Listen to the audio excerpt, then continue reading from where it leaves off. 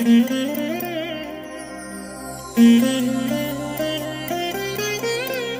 దినం పరము నుండి దిగివచ్చు మాట, ఇది నీ జీవితానికి వెలుగుల బాట, నీ ఒడిలో ఉంచబడిన దీవెనల మూట, అద్భుతాల ఆనంద ఊట.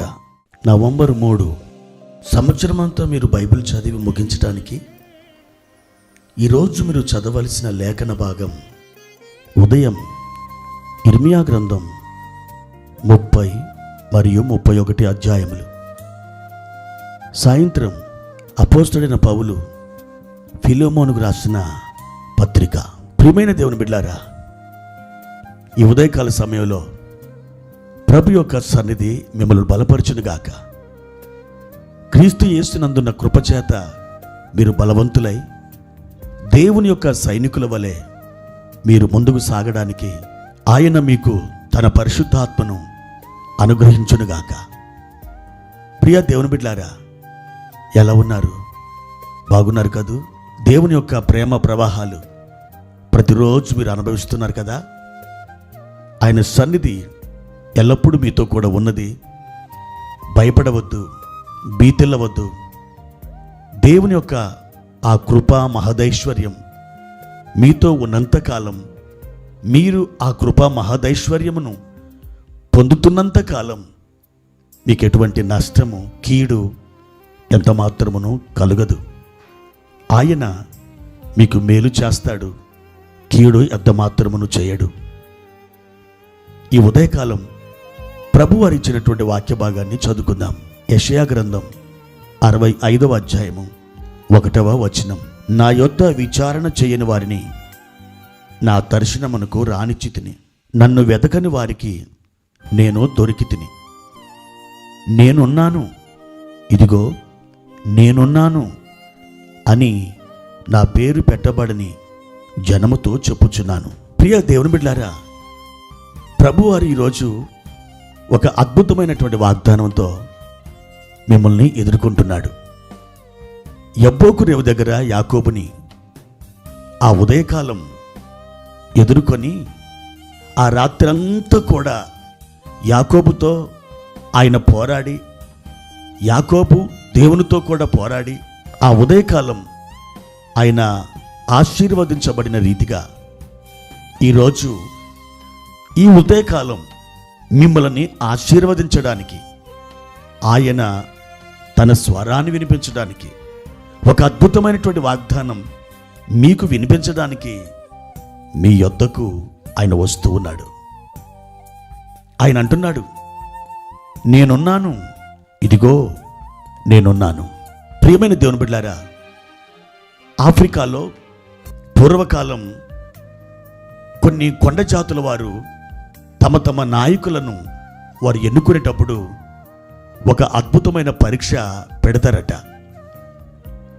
ఒక కొండజాతి ప్రజల నాయకుడు తన పదవి నుండి ఆయన దిగి వెళ్ళేటప్పుడు తన యొక్క కుమారుణ్ణి తన పదవిలో నిలబెడతాడట. అయితే ఆ కుమారుడు ఈ జాతిని అంతటిని రక్షించగలడా, లేక పిరికివాడై పారిపోతాడా అని వారు పరీక్షించడానికి ఆ అర్ధరాత్రి ఈ చివరి నుండి ఆ అరణ్యంలో ఆ చివరకు అతడు వెళ్ళి ఆ చివరిలో ఏదైతే ఒక గుర్తు వాళ్ళు పెట్టారో దాన్ని తీసుకొని మరలా యువతలకు రావాలి. అది పరీక్ష. అలా వెళ్తున్నప్పుడు ఆ కుమారుడు భయపడి ముందుకు వెళ్ళలేక క్రూర మృగాల అరుపులు, ఆ జంతువుల శబ్దాలు ఇవన్నీ కూడా వినబడుతున్నప్పుడు తన గుండెలో కాస్త భయం వచ్చేసి అతడు ముందుకు వెళ్ళలేక ఆటంకపరచబడుతున్నప్పుడు అల్లంత దూరంలో వెనకాల ఒక స్వరం వినబడుతుందట. ఇదిగో నేనున్నాను, ముందుకే నడువు. ఇదిగో నేనున్నాను బాబు, నువ్వు ముందుకు నడువు అని ఒక స్వరం వినబడుతుందట. ఎవరిది ఆ స్వరం అని వెనుదిరిగి చూస్తే మరెవరిదో కాదు, తన తండ్రి యొక్క స్వరమే. తన కుమారుడు ఆ అరణ్యము గుండా యువతల నుండి అవతలకు వెళ్తున్నప్పుడు తన కుమారుడు ఏ మృగము బారిన పడి చంపబడతాడేమో అని ఆ తండ్రి ఆ కొడుకుని కాపాడుకుంటూ వెనకాలి నడుచుకుంటూ వస్తాడట.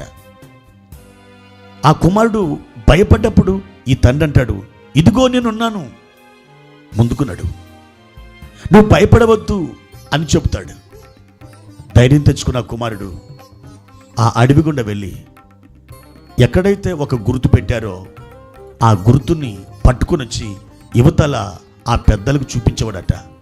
ఆ రీతిగా ఆ పదవిలో అతడు ప్రతిష్ఠితుడై తన జీవితకాలమంతా ఆ జాతి వారిని ఎలుబడి చేస్తుండేవాడట.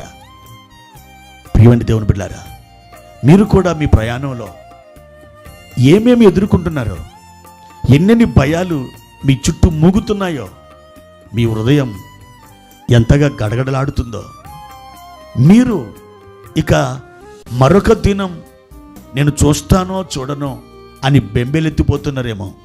ఒక స్వరం వినబడుతుంది, ఇదిగో నేనున్నాను, ముందుకే సాగి వెళ్ళు, నేనున్నాను, ఇదిగో నేనున్నాను అని ఒక స్వరం నీతో చెప్పడం నీవు విందువుగాక. ఆ స్వరం ఎవరిదో తెలుసా? ఆకాశాన్ని భూమిని సృష్టించిన సర్వశక్తిమంతుడైన నీ ప్రభు యొక్క స్వరం అదే. ఆయన ఈ వాగ్దానం నీతో మాట్లాడుతున్నప్పుడు, ప్రియ సహోదరుడా, సహోదరి, ఎందుకు భయపడుచున్నావు? ఎందుకు ఆందోళన చెందుతున్నావు? ఎందుకు నా పని అయిపోయిందిలే అని తలపోస్తున్నావు? ప్రియ దేవుని బిడ్డ, ముందుకు సాగి వెళ్ళు. నీవు సమృద్ధి గల చోటుకే ప్రయాణిస్తున్నావు. నీ గమ్యానికి తప్పకుండా నువ్వు చేరుతావు. నువ్వు ఆశించినది నీవు పొందుకుంటావు. దేవుని కృప నిరంతరం మీకు తోడైనగాక. ప్రార్థన. పరిశుద్ధుడైన తండ్రి, ప్రేమ కలిగిన దేవా,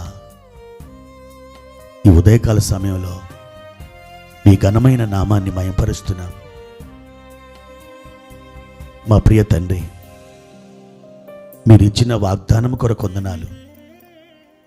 మా ఆటంకాలలో, మా ఇరుకులలో, మా ఇబ్బందులలో నేనున్నాను, ఇదిగో నేనున్నాను అని మీరు సెలవిస్తున్నారు.